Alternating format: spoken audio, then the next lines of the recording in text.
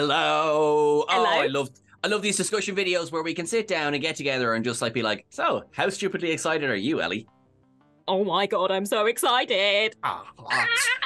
So we've a couple of things that we're going to run down. We've already done a big, massive breakdown of the trailer. Poor Danny, I think, is still catching up on sleep after that. So thank you, Danny, and thank you, Sophie, as well. In a nutshell, Doctor Who's back. Yes. It I think- absolutely is. It's just the nostalgia. Okay, so going into like straight into our main thing, right? So this trailer comes out.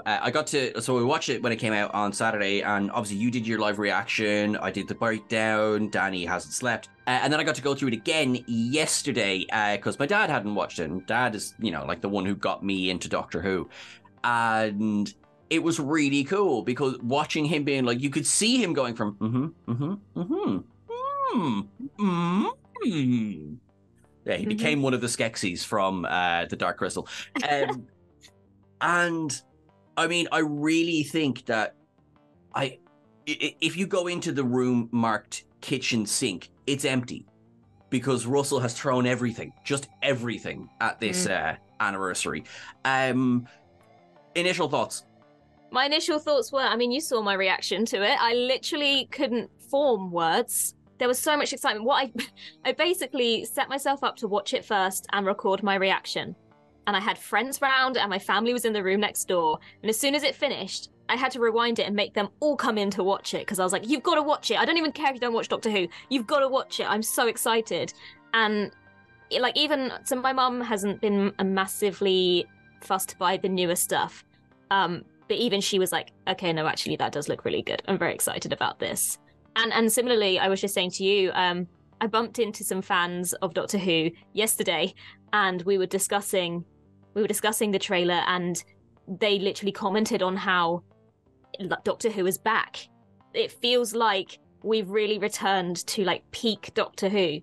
Like, looking at this trailer, they literally... I appreciate the fact that they just went, and here's the scene from Journey's End, just in case you were wondering, like that was... I actually loved that bit. Sometimes, we've had this discussion before, I don't know if it's with you, I've had this discussion with someone before, where, I think it was in Star Trek, it was like an episode where later on, something was discussed that had happened earlier on, and then they show you like a flashback to that scene, and you're like, well, that wasn't necessary, I already saw that, I was watching it. But in this instance, it just brought that extra little bit. Like, it's been a long time since we've seen that scene. It just added that extra little bit of, oh my god, my heart just broke again. Oh yeah, no, like I still have trauma over that.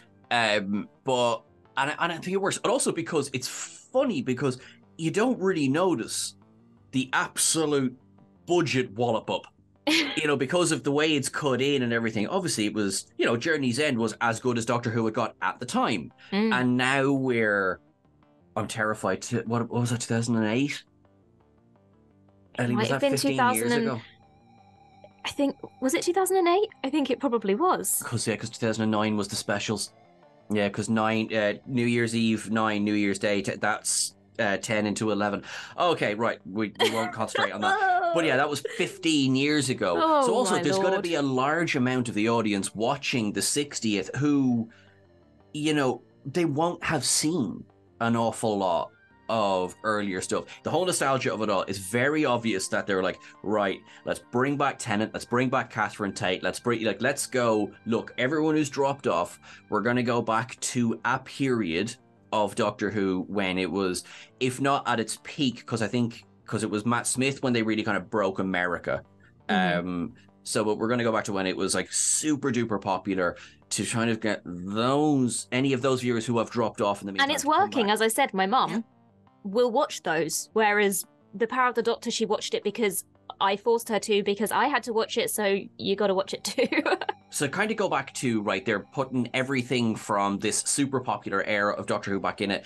Like, for example, my mum, she's not a Whovian, it's not her thing, like, watching the trailer, she was like, oh, David Tennant's back. Like, oh, that's cool. I was like, right, so you might get people who are just interested anyway in David Tennant, possibly people who maybe wouldn't have been Whovians at all, but would be fans of things like Good Omens, and be like, oh, David Tennant, I'm going to check that out. And I think it's really bloody savvy. I think it's as obvious as anything in a like, oh, we're not even going to try and you can see what we're doing, but they haven't. Based on this trailer, they haven't gone, here's David Tennant in a room for an hour. So, first of all, vindicated. The Celestial Toymaker has been confirmed. I say vindicated. It's not like people were telling me I was wrong. I think it was just like the evidence was there. It was fairly straightforward. So, although me and Danny were hoping that you'd be wrong, just so we could make a compilation of every single time you've said it's him, and then we could be like, and you know what? That's fair. That is fair. In fact, if I had been wrong and you hadn't have done that, I think we'd all be a little sadder because of it. But it's super duper important. So this is something that we've covered before. So the reason the Celestial Toymaker is a really interesting villain is really because he is so intrinsically tied into this idea of regeneration. But just because he's so far in the past, 1966 is the last time the Toymaker was on screen. In that storyline, William Hartnell had gone away on holiday, and there was a joke about how the Celestial Toymaker basically banished him, and I could even change his face if I wanted to. Obviously, this is before the idea of this is before the 10th planet. This is before we had the second Doctor or anything. So this was teasing the idea of regeneration before regeneration was ever a thing. Now you have the return of an old face, and as I pointed out in the trailer thing, you've got at least it seems to be on their initial meeting, a very similar outfit design. Yeah.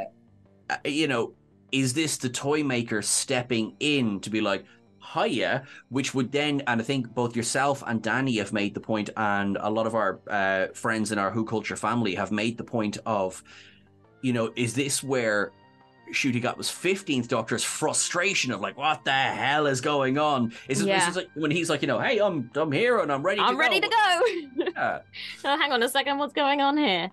Now, I did see some lovely person on Twitter, I believe, pointed out, now it's clutching a little bit, but it could be possible. So in a scene from The Celestial Toymaker from 1966, the companion in that scene, Stephen, is wearing a striped top.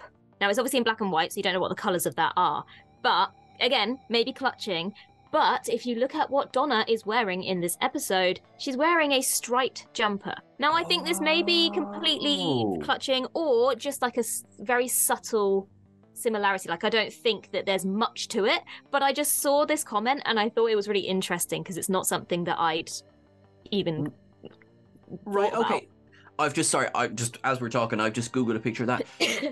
but then again, because, we've made the point, Russell T and obviously Moffat as well are both like, a lot of times things are there because you have designed them to be there.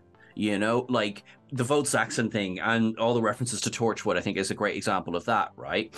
So this idea of, kind of like patterns or whatever, I think that there is as much a chance of that being deliberate as, as anything.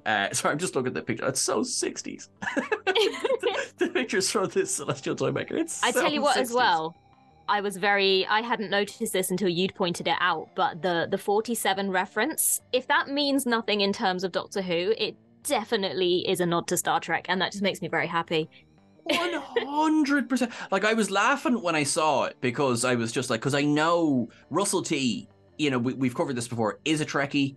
And he's a massive fan of this season 3 of Picard. We know that. Yep. From our discussion with Christopher Monfett. There was, we have a video on this as well when the Doctor was nearly on Star Trek Enterprise. There was these kind of discussions were happening. So, yes, having a massive reference like that, and also like and if you're not a Trekkie, it can just be nothing. Do you know what I mean? It's just a number. It's fine. But if you're a Trekkie, the number 47, it's like it's just a recurring joke. Yeah. Do you know what I mean? Like, and has been for 30 years now. So I was laughing when I saw Room 47. I was like, it's just my inner Trekkie just being like, and then 47 is on the tail rudder of the helicopter. It's just like. And also, this is something from our discussions with when we've talked to Trek folk as well about making we are in the area of 4K. It's a lot harder to just set dress anything for the fun of it, because there will be the people like us who will sit there and we will zoom in. Zoom in. it's like, oh, why is this here? Why is this here? Whereas in earlier times, you'd be like, it's there because we needed something to be on that shelf. Whereas now it's just like, yes, but why is it exactly the second edition of that novel from that particular author? So it's like, so we needed something to be on the shelf. I mean, there are references to Doctor Who episodes as well. Obviously, we've just spoke about the jumper, whether that means something or not. But then there's more obvious ones as well. So you've got Donna saying there's a Martian in the shed, and obviously in The Runaway Bride, she keeps calling the Doctor a Martian. And there's also like the callback to the 50th with the unit helicopter flying the TARDIS to Unit HQ, and Kate. Oh my goodness, right? I guess you will have seen this in my reaction video if you saw it.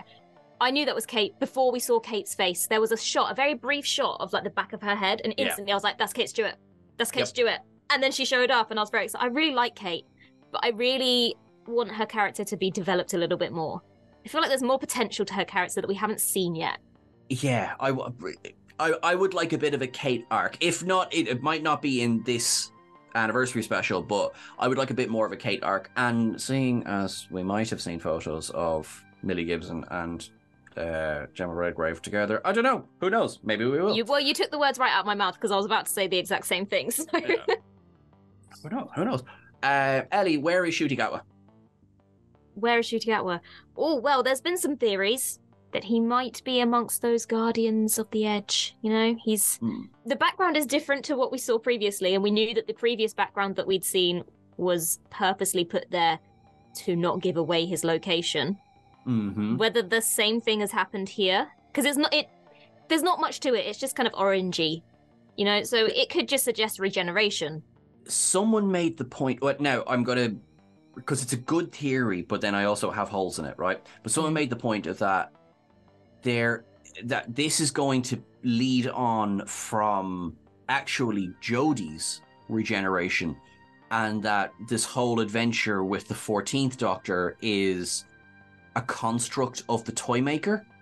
That maybe it's like an in-between kind of place, which, okay, I don't even know how you would begin to frame that. Like, is anything real? What's going on? There's also been, I want to just really, really quickly, the regeneration scene of Jodie into Tennant, we see the change of the clothes, and we have talked about this before, but Russell T made a statement saying that he didn't want to have basically Tennant's arrival kind of make it a bit funny with having David Tennant standing in Jodie Whittaker's clothes. And I don't know, that, it's one of the only times, it's not the only time, it's important to note, but it's one of the only times that the Doctor's clothes will have regenerated with them. And that seems like a bit of a interesting, I'm trying not to be judgy, reason to have that there. What if that in itself is another misdirection? Yeah. Well, we've seen that the Toymaker seems to be wearing similar clothes, so maybe there is more to it than we realise. While we're also talking about Shutigawa, I just want to get the images up, but there was a promotional image released to reveal his costume.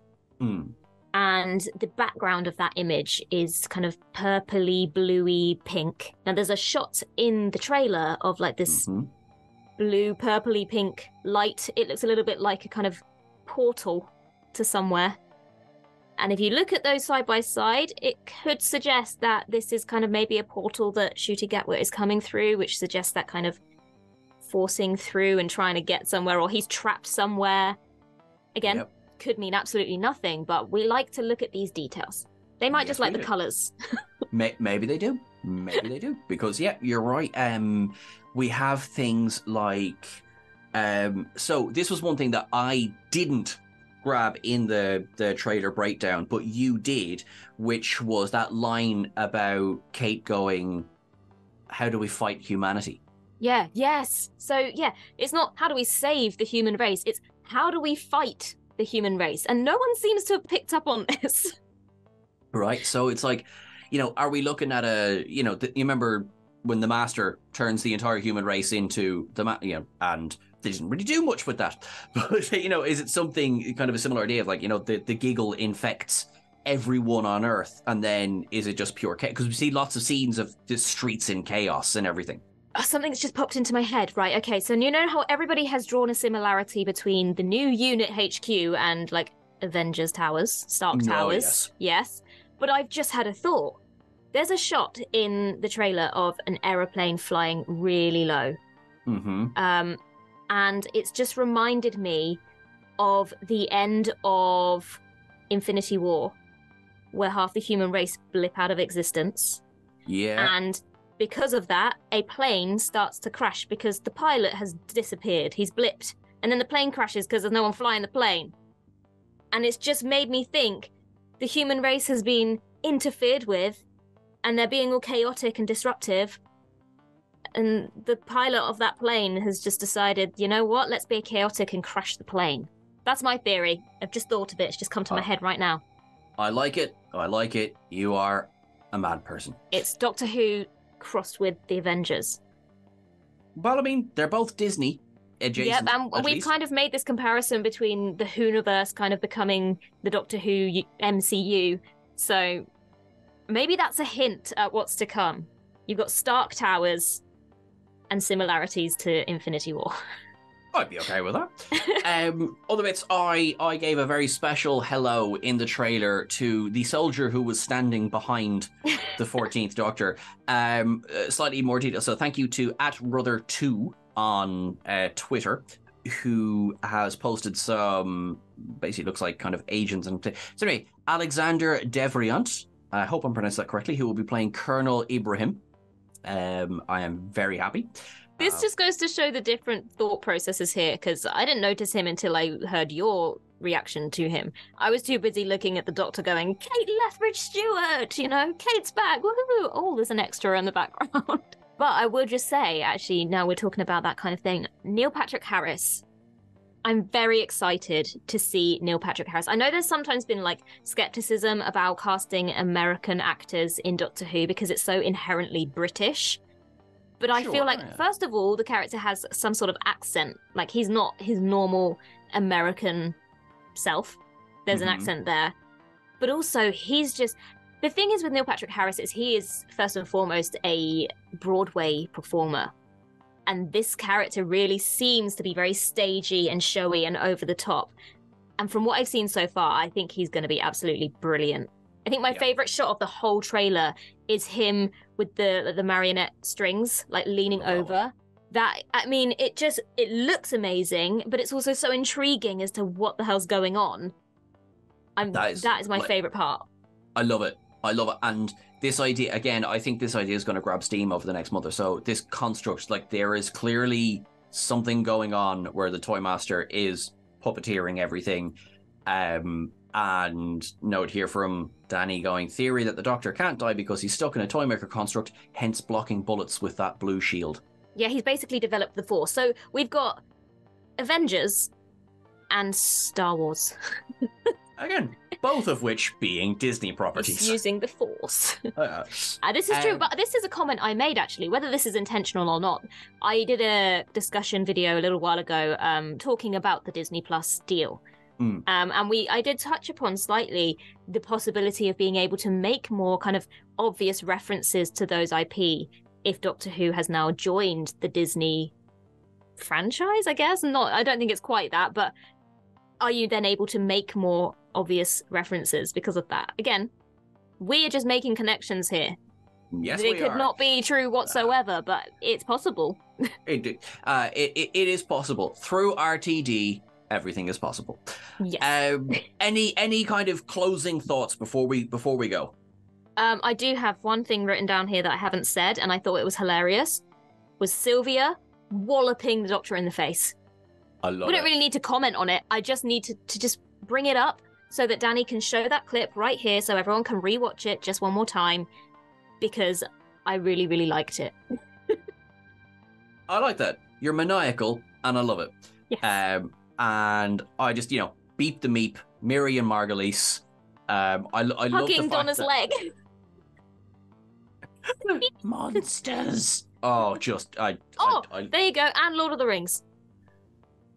And Lord of the Rings as well. Good Lord. Oh, there's everything. Everything, I tell you. But yeah, I think, I'd say at this stage, in the next month and a bit. That's the other thing. So the one last thing is we still don't have an airing date or how these 3 specials are going to come out, whether it's going to be over the weekend of the 23rd of November, which is the anniversary, or whether it's going to be, you know, like 1 week, 1 week, 1 week, which I would prefer, just because Danny won't have a nervous breakdown. But also it gives us time to sit and sort of analyze and theorize. I love that kind of stuff. Yeah. Clearly. I mean, that was the one thing that did kind of surprise me. It just said coming this autumn. I was like, well, first of all, we're basically in autumn. But also, we know it's November. So you could have at least put November, because we know it's November. Although, do we? I mean, they would be missing a trick if they don't put it out around the 23rd of November. I think that definitely there might be 1 of 3 then. Who knows? Who knows? Who knows? You can find us at WhoCulture on Twitter and on Instagram and on TikTok. You can find myself on all of those places as well, just by searching Ellie Littlechild. Lovely. And probably other places too, but I can't remember. That's true. I'm at Sean Ferrick on those as well. Thank you very much, everyone. You are awesome. And whatever you do in the meantime till we see you again, keep things wibbly wobbly. Bye-bye. Bye.